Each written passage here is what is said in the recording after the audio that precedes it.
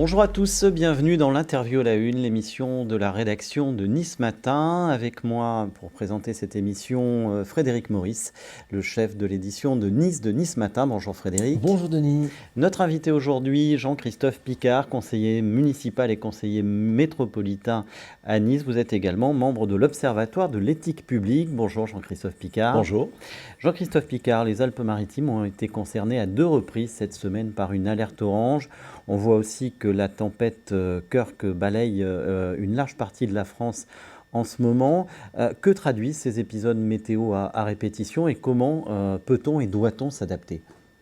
Écoutez, les écologistes, ça fait longtemps qu'ils tirent la sonnette d'alarme, depuis des décennies, effectivement. Le dérèglement climatique qui vient de l'activité humaine. Donc il faut s'orienter aujourd'hui, on aurait dû commencer il y a longtemps, mais il faut s'orienter vers la transition écologique et investir dans les énergies durables, dans le développement durable et arrêter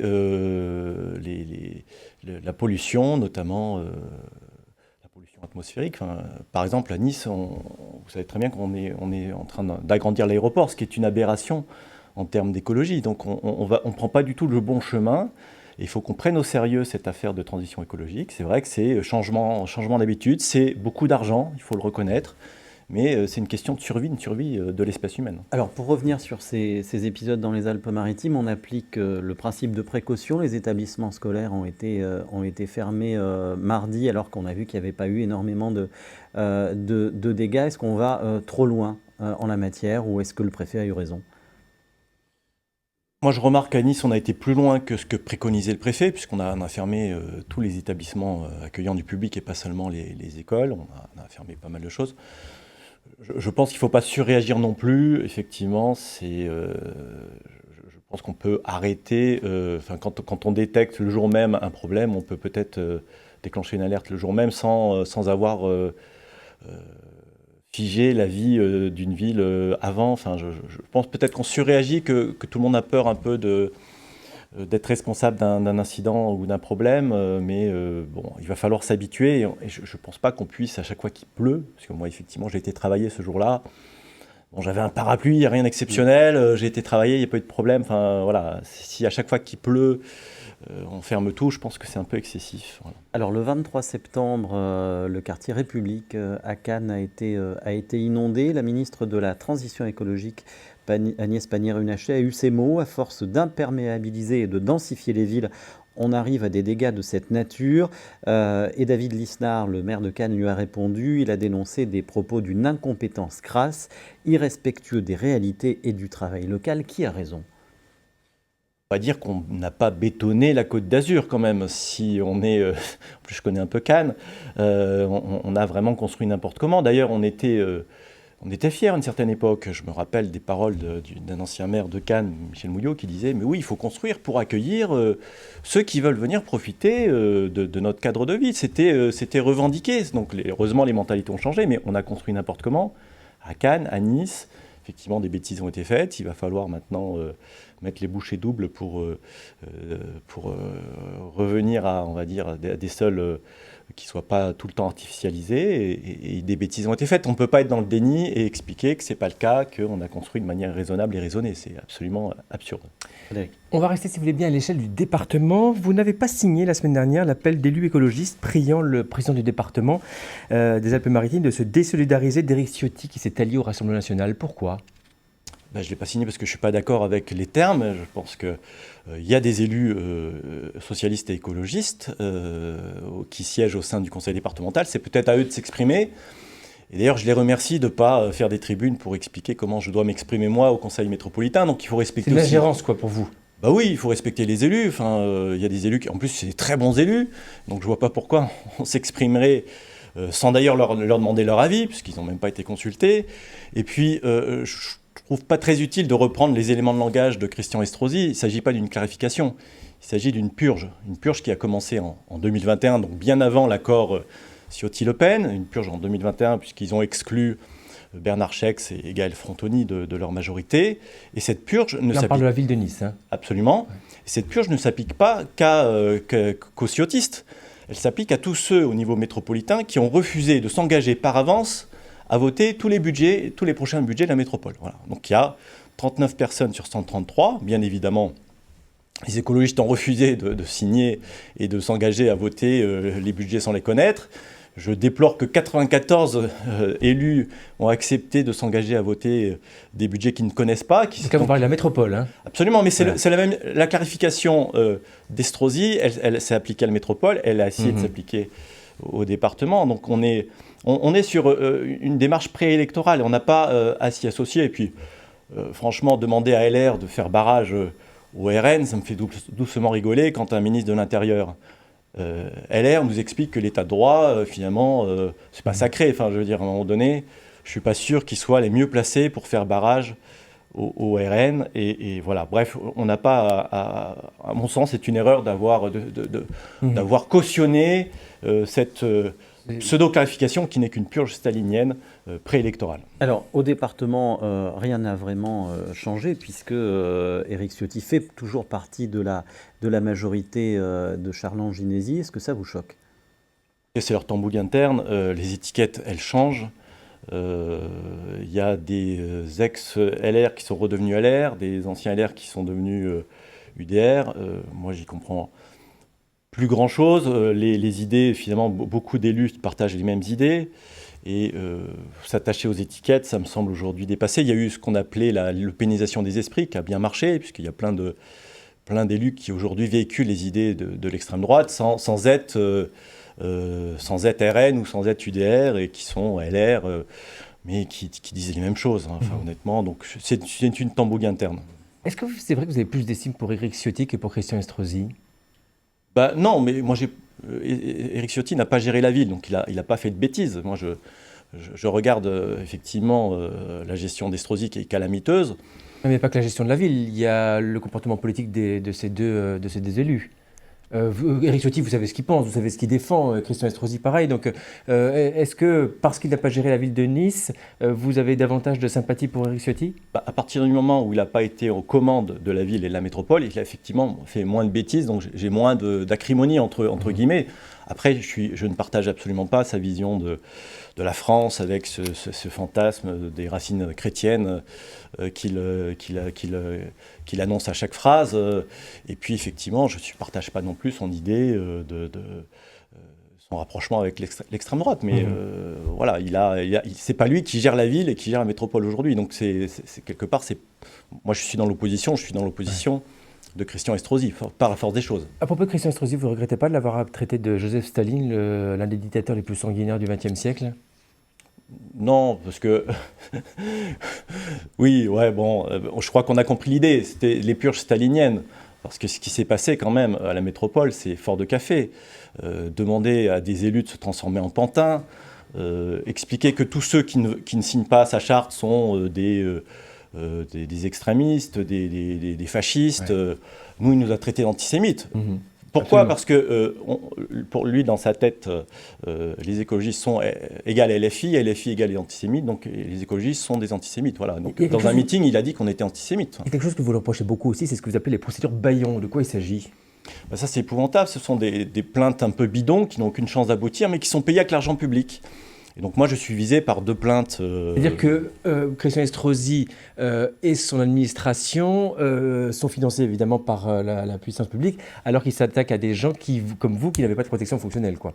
Absolument. Moi, je paye ma défense moi-même. Mais lui, il peut multiplier les attaques bidons. Dans l'espoir de vous dissuader. Pas vous spécialement, mais dans l'espoir pour m'impressionner, me faire taire et puis me ruiner, parce que ça coûte cher au bout d'un moment.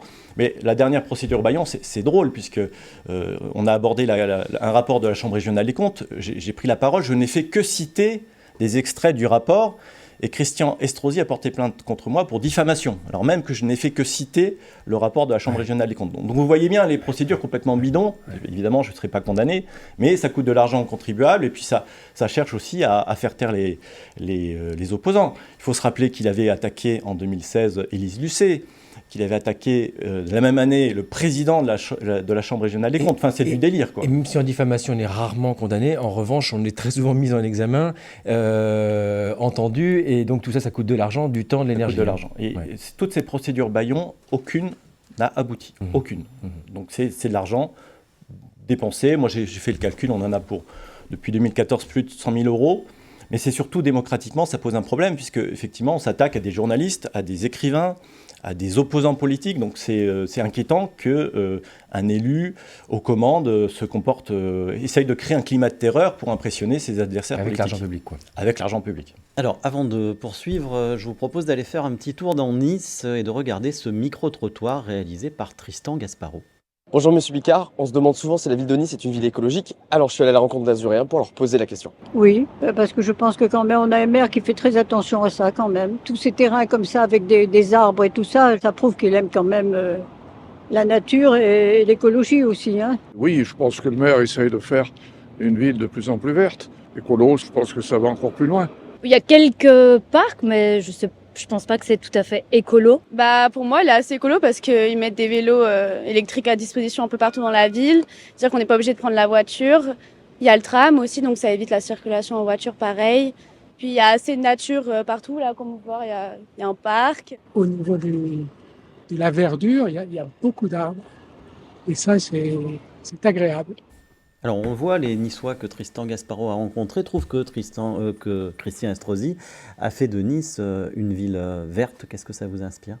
Et moi, je reprends les mots de la Chambre régionale des comptes qui a dit que la politique environnementale de Christian Estrosi, elle était surtout ornementale. C'est-à-dire, effectivement, c'est l'éco-blanchiment, ça se voit, on met des pots de fleurs, on met des arbres, et on a l'impression que c'est une ville écolo. Mais à côté de ça, on a grandi l'aéroport. On a un système de tramway pour l'instant très réduit par rapport aux autres grandes villes. Et on n'a pas fait le nécessaire sur les passoires énergétiques. Enfin, il y a énormément de choses à faire qu'on ne fait pas. Et puis raser des bâtiments en bon état, ça n'a jamais été une démarche planter écolo. des arbres et développer les lignes de tramway, ça va plutôt dans le bon sens. Oui, mais on a un sacré retard dans le réseau de tramway à Nice. Et puis vous voyez bien que les rames sont tout le temps bondées, donc on est tout le temps saturé. On ne met pas le paquet sur le tramway. Et puis, encore une fois, quand on rase des bâtiments en bon état, comme le Théâtre de Nice ou le Palais des Congrès, c'est pas du tout écolo. C'est pas de l'écologie de faire ça. Alors c'est sûr que ça fait plaisir, sur le coup, aux gens qui vont se dire on va se promener sur 7 hectares de plus, mais c'est absurde, parce qu'il va falloir reconstruire ailleurs, et ça va artificialiser les sols. Alors on entend beaucoup dire que Nice s'est embellie ces dernières années, c'est de la poudre aux yeux. Non, mais bien sûr, comme dans toutes les villes, je ne vois pas une ville qui ne s'embellit pas au fil des années parce qu'on fait des travaux. Certaines plus que d'autres. Hein. Certaines plus que d'autres. Et puis effectivement, aujourd'hui, on ne peut plus construire n'importe comment comme avant. Donc les bêtises, par définition, elles sont moins possibles, moins faciles. Donc oui, on lui reconnaît ça. Mais ce qui est vraiment agrandir l'aéroport, c'est une bêtise colossale dans le sens où ça va générer... Il s'agit d'un agrandissement des terminaux, pas d'un agrandissement de l'emprise de l'aéroport. Ça va générer plus de passagers, plus de vols et plus de gaz à émissions à effet de serre. Donc on fait vraiment des mauvais choix. Vous êtes très dur aussi avec la manière dont Christian Estrosi gère les finances des collectivités qu'il administre. Est-ce que vous trouvez que ces réalisations ne sont pas à la hauteur de ce qu'il dépense? Réalisation, je ne sais pas. Moi, je constate surtout qu'on rase aujourd'hui les bâtiments. Les réalisations, elles sont toujours au futur. Rappelez-vous, on devait avoir un magnifique palais des congrès aux Mines, on n'en parle plus. On devait avoir une magnifique salle de spectacle de 2000 places au Palais des Arts et de la Culture en 2025. Maintenant, on parle d'une salle de 800 places et plus de 2000 places. On parle de 2028 et plus de 2025. Vous voyez, c'est toujours au futur, c'est toujours reporté. Ce qui a bien marché, c'est raser. Oui, ça, il a bien rasé. Ça, il a été efficace sur le fait de raser. Et ce que vous dénoncez, c'est l'augmentation de la fiscalité sous Christian Estrosi. Oui, lui, il explique que quand il monte les taux, on paye moins d'impôts, mais enfin... Comme les bases sont plus élevées qu'ailleurs. Non, mais quand on augmente les taux, on paye plus d'impôts. Enfin, il faut arrêter la communication. M. Estrosi, il aurait dû être publicitaire, parce qu'il a quand même beaucoup d'imagination. Moi, j'ai fait le calcul. Depuis son élection, les impôts locaux, le produit des impôts locaux par habitant a augmenté de 87%. Donc, on a augmenté... Il n'aurait dû augmenter que de 29% si on avait suivi l'inflation. Donc, ce qui veut dire que les impôts locaux ont augmenté plus que l'inflation. Et j'ai fait le calcul, ça revient à 350 € par habitant. Donc la gestion catastrophique de Christian Estrosi coûte à chacun de nous 350 €. Voilà. Est-ce qu'il est nul sur tous les plans, Christian Estrosi, ou est-ce que vous lui accordez quand même quelques bons points ? Non, attendez, on vote quand même pas mal de délibérations. Il y a des choix quand même peu judicieux, absurdes. Enfin, honnêtement, on pourrait être d'accord sur le fait de construire un palais des congrès ailleurs, mais le fait de raser le calendrier, je pense qu'on est tous d'accord sur le fait de raser un bâtiment avant d'avoir reconstruit de nouveau, c'est absurde. Enfin, il y a des choses absurdes. Et quand on lui fait remarquer, il n'entend pas. Il est un petit peu, je pense, coupé des réalités. Il n'écoute personne, ou peut-être que personne n'ose lui dire quand il fait n'importe quoi. Et on a des décisions complètement absurdes. Aujourd'hui, on se demande comment on va accueillir le sommet de l'ONU alors qu'on avait un palais des congrès qui marchait très bien jusqu'à maintenant. Enfin, c'est quand même complètement dingue. On dit qu'il y a de l'eau dans le gaz au sein des 3 élus restants dans le groupe écologiste. Est-ce que c'est vrai? Est-ce que vous entendez bien avec Juliette Chenel et Fabrice de Coupigny? Très bien, oui. Ouais, il n'est pas question de séparer à nouveau. Parce que le groupe comptait 6 élus. Oui. Au départ, vous n'êtes plus que 3. Est-ce que ça n'atteint pas votre crédibilité de ne pas arriver à maintenir une entente entre 6 élus seulement au départ? Écoutez, les 3 élus qui restent sont les élus qui sont membres d'un parti politique qui s'appelle les écologistes. Et c'est vrai qu'on a plus peut-être l'esprit collectif que des gens, que des personnalités de la société civile qui sont attachantes, mais qui sont, on va dire, qui vont être un peu des électrons libres et qui ont peut-être du mal à s'intégrer qui vont avoir du mal à s'intégrer dans un groupe, parce que dans un groupe, effectivement, on se concerte, on fait les choses de manière concertée. Enfin, non, ça se passe très bien avec Fabrice de Coupigny et Juliette Chenel, qui sont des élus remarquables, et on a la chance d'avoir des élus de cette compétence à Nice, y compris dans l'opposition, parce que c'est important d'avoir une opposition de qualité pour surveiller, pour dénoncer, pour alerter.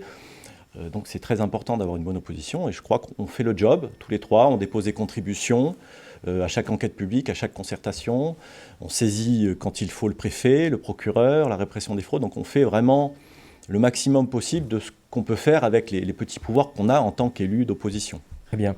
Jeudi, le collectif citoyen Viva, un de vos adversaires aux élections municipales de 2020, a appelé à un rassemblement large de la gauche et des écologistes en vue des échéances de 2026. Êtes-vous d'accord avec lui? Ne faut-il qu'une seule liste pour la gauche et les écologistes aux prochaines municipales à Nice? Tout le monde appelle à l'union, y compris ceux qui ne font pas de tribune, mais les écologistes, effectivement, souhaitent l'union la plus large possible. Je pense que le PS et le PC ne sont pas hostiles non plus. Le PC l'a dit à plusieurs reprises aussi. Oui, donc on est tous d'accord, il n'y a pas de... Est-ce que vous êtes prêt à rejoindre Viva, par exemple, ou sur cette proposition Si l'union, ça consiste à rejoindre Viva, déjà, ça commence pas bien. Non, je pense qu'il faut créer une nouvelle entité. Ouais. Et je vous rappelle qu'en 2021, on s'est mis autour d'une table et on a présenté des candidats d'union dans tous les cantons de Nice. Ça s'est très bien passé. Je crois que tous les partenaires ont été heureux de cet accord qui traitait dignement tout le monde. Donc il faut prendre en compte les différences des uns et des autres. Le poids politique, c'est quelque chose qui est effectivement... Et quand est-ce que vous allez le mettre au boulot? Parce qu'on n'est plus qu'à 1 an et demi des municipales, là, ça approche. Oui, je comprends bien, vous savez, mais nous, en tout cas les élus... Au boulot, quand je dis au boulot, je veux dire pour le rassemblement, pas au travail, conseil municipal, ça, voilà. Mais le rassemblement, quand est-ce qu'il va commencer? Parce qu'on entend parler de ça, mais on n'est plus qu'à 1 an et demi, quoi, donc ça approche. Oui, mais en tant qu'élu, on a du travail à faire, il y a des délibérations à analyser, etc. Puis vous savez, en tout cas les conseillers municipaux écologistes, nous, on a un travail, on ne vit pas la politique. Donc, on n'a pas cette obsession qu'ont certains élus de droite, parce que eux, la politique, c'est leur gagne-pain. Donc, nous, on a beaucoup de recul par rapport à ça. Donc, nous, on veut proposer effectivement une offre aussi aux Niçois, mais ça n'impacte pas notre niveau de vie et notre pouvoir d'achat. Donc, on a un petit peu, on va dire, on a un sang-froid, peut-être que certains n'ont pas, ils paniquent à l'idée de perdre leur petit poste. Qui serait la meilleure tête de liste pour mener cet attelage de gauche et écologiste à Nice? Moi, je pense que la meilleure tête de liste, elle doit nécessairement être quelqu'un qui maîtrise parfaitement les dossiers niçois, donc quelqu'un qui siège aujourd'hui au conseil municipal. D'accord, donc un de vous 3. Si c'est quelqu'un qui siège dans mon groupe, ça m'irait bien. Voilà, effectivement, c'est l'idée que j'ai, c'est que un des 3 élus actuels pourrait... Vous, par exemple? Pourquoi pas, mais vous savez, nous, on n'est pas obsédés par... l'homme ou la femme providentielle à gauche. Nous, ce qui importe, c'est surtout le collectif. Et je pense que c'est surtout la stratégie de la liste qui va conditionner le choix de la tête de liste et pas l'inverse. Donc ça va dépendre du degré d'ouverture de la liste. Et à partir de là, on va dire telle ou telle personne sera la plus à même à servir cette stratégie. Donc, et pas l'inverse. C'est pas comme à droite où on choisit le chef et puis tout le monde suit et tout le monde se tait. Ça marche à mieux, gauche, ça. Voilà. Bon, à gauche, ça se co-construit et puis ça se fait de manière intelligente. Et encore une fois, ça va dépendre de la stratégie qui n'est pas encore arrêtée. Parce que est-ce qu'on fait l'union avec une partie du nouveau Front populaire, avec tout le nouveau Front populaire? Est-ce qu'on dépasse le cadre du nouveau Front populaire, par exemple, en allant vers les macronistes de gauche? Il y en a. Enfin, voilà. Vous serez favorable, vous, par exemple? Oui, moi je suis pour le plus large rassemblement possible. Je ne sais pas si c'est l'option qui sera retenue, mais c'est Moi, je suis pour le plus large rassemblement possible de toutes les bonnes volontés pour avoir le plus de chances possible de gagner et pas d'assister à un duel annoncé entre Ciotti et Estrosi. Est-ce que vous avez encore des relations avec Jean-Marc Governatori, le fondateur de l'écologie au centre, qui menait votre liste en 2020? On se croise et on se parle, oui, il n'y a pas de difficulté. Vous avez une bonne relation? On n'est pas fâché. Lui, il a une autre stratégie, encore une fois. Lui, il a une stratégie. Il s'est rapproché de Renaud Muselier. Il se rapproche aujourd'hui de l'UDI. Donc, c'est son chemin. Hein. Je ne veux pas commenter ce qui se passe dans les autres partis politiques, mais on n'est pas fâché, voilà. Au niveau national, comment vous sentez-vous au sein des écologistes? Je ne suis pas complètement à l'aise, parce que moi, j'incarne une sensibilité, on va dire, vous savez très bien, mon combat, non, sur la lutte contre la corruption, la fraude fiscale, les atteintes à la probité, et je trouve que cette sensibilité n'est pas assez représentée au sein de mon parti. D'ailleurs, j'avais proposé la création d'une commission transparence de la vie publique qui n'a pas été acceptée, donc on est... voilà, j'ai cette difficulté-là, dans le sens où moi j'ai beaucoup aimé la période Eva Joly, même Yannick Jadot aux Européennes, quand il était tête de liste, avait abordé ces questions-là. Ouais. Et la période Marine Tondelier? Elle m'a l'air très capable, mais c'est pas aujourd'hui, semble-t-il, en tout cas la cause que je défends ne semble pas être une priorité, mais en interne j'essaye de faire le nécessaire pour qu'on prenne en compte ces sujets-là, qui sont des sujets qui sont proches des préoccupations des écologistes, parce que la lutte contre la corruption, on va parler des lobbies, des conflits d'intérêts, mais souvent les grands projets inutiles viennent de problèmes d'influence de lobby ou de conflits d'intérêts. Donc ce sont des préoccupations qui devraient être communes, et je regrette qu'on n'en parle pas assez, notamment aux dernières européennes. La tête de liste n'a pas du tout abordé ces questions-là. Qu'est-ce que vous pensez d'une figure de votre mouvement, la très clivante députée parisienne Sandrine Rousseau? Moi, je suis la tendance inverse, c'est-à-dire je pense qu'il faut faire de l'écologie et pas du buzz et des polémiques stériles. Voilà, la planète est en train de mourir, et voilà, les polémiques qui décrédibilisent l'écologie, je pense que ça nous dessert, et je ne suis pas du tout sur cette option-là. Voilà. Que les écologistes doivent rester au sein du nouveau Front populaire?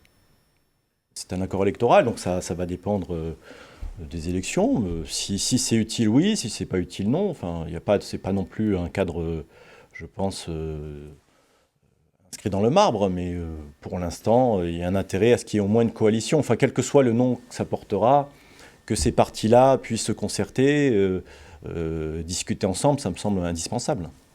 Que pensez-vous de l'action de la ministre de la Transition écologique, Agnès Pannier-Runacher? Pour l'instant, pas grand-chose. Hein.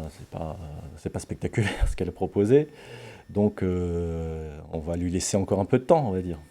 Est-ce que vous êtes inquiet du projet de budget qu'a présenté Michel Barnier jeudi, et notamment dans cette dimension écologique?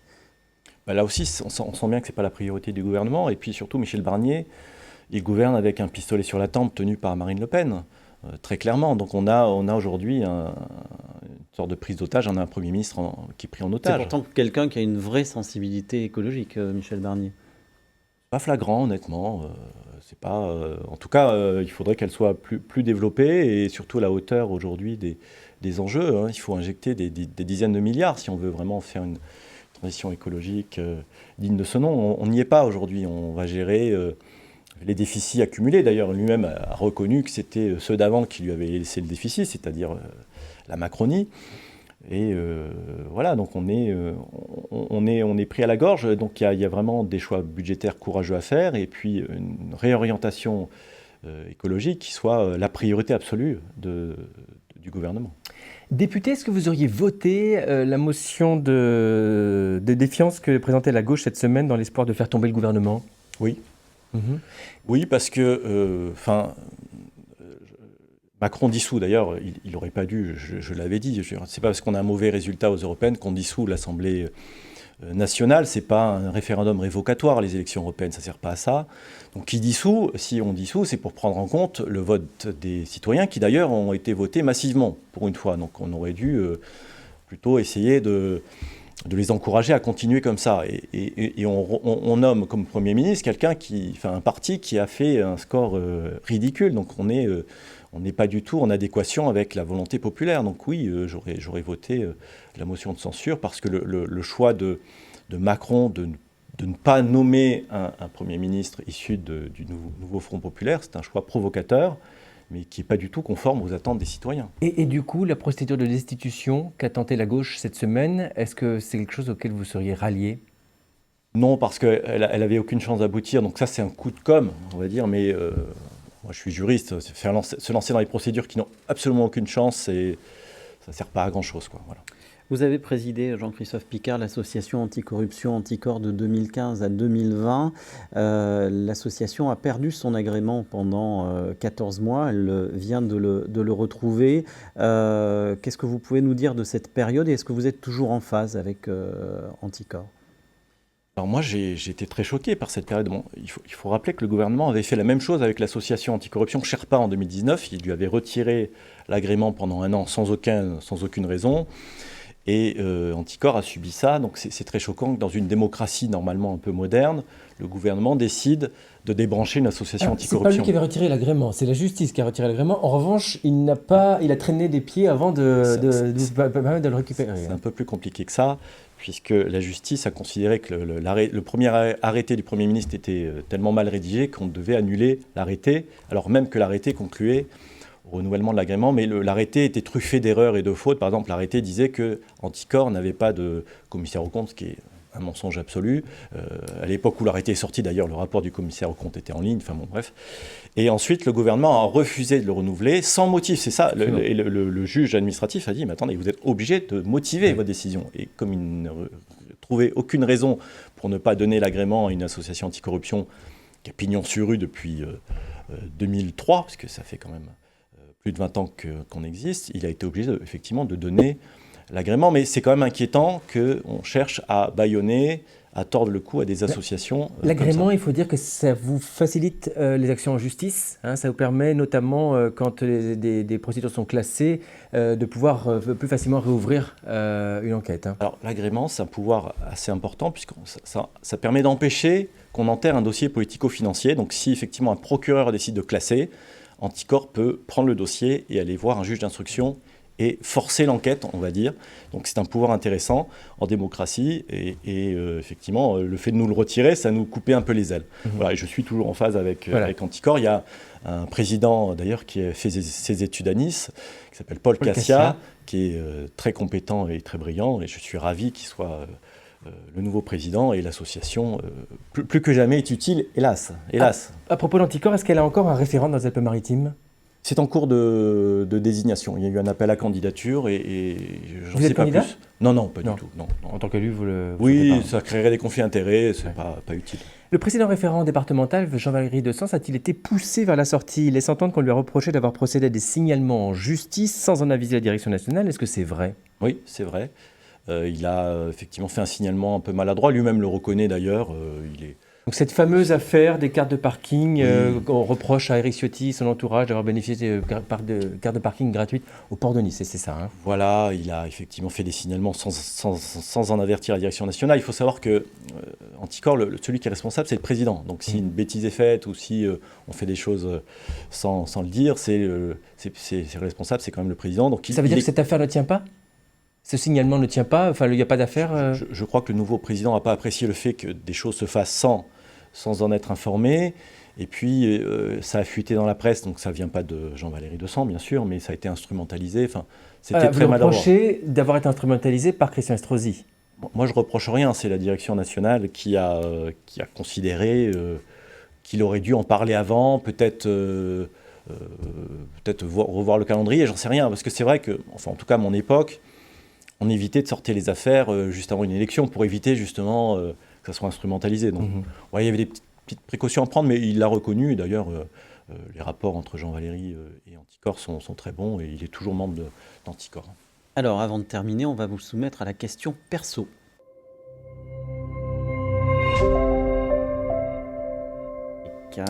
Après un essai, La colère et le courage, sous-titre Plaidoyer contre la corruption pour une république éthique, que vous avez publié en 2020, vous venez d'éditer votre premier roman, Le Grand Scandale, chez Fayard, c'était au printemps. C'est un thriller politique très inspiré de l'histoire d'Anticor, je crois qu'on peut le dire. Absolument. Jean-Christophe Picard, d'où vous vient cette obsession pour l'éthique en politique ? Écoutez, c'est pas rationnel, parce que je suis un peu incisif, je n'aurai jamais fini. C'est venu très simplement... Incisif, S-I-S-Y. Hein, voilà. Et incisif aussi au sens de l'incision. Je sais que c'est sans fin. Mais en fait, j'étais étudiant tout simplement et je lisais dans le journal, il y avait une page affaires. Il y avait la page société, économie et affaires. Et tous les jours, dans le journal, c'était Le Monde, on apprenait qui avait piqué dans la caisse. Et c'était tellement régulier, je me suis dit, mais c'est absurde cette société. Les années 80-90. Voilà, c'est absurde cette société où en fait, la corruption, elle devient une page dans le journal parce qu'il y a assez de délits pour remplir une page tous les jours. Et finalement, c'est normal. D'ailleurs, tout le monde s'était un peu habitué. On disait, bah oui, si j'étais élu, je ferais pareil. Enfin, les gens avaient ce type de discours, c'est normal. Bon. Et ça m'a mis en colère. Et d'ailleurs, le titre de mon livre, de mon premier essai, c'était « La colère et le courage ». Je crois qu'à un moment donné, on est en colère face à ce qui existe et on a peut-être une forme de courage pour essayer de changer certaines choses. Donc c'était ce qui m'a animé. Je suis toujours en colère, voilà. Et puis, je n'ai pas encore complètement perdu l'espoir de changer les choses. Merci beaucoup Jean-Christophe Picard, merci Frédéric, merci à tous de nous avoir suivis, merci à Sophie Doncé et Philippe Bertini pour la réalisation de cette émission, à Christelle Benjamin pour sa préparation. On se retrouve la semaine prochaine pour un nouveau rendez-vous de l'interview à la une. Bonne journée à tous.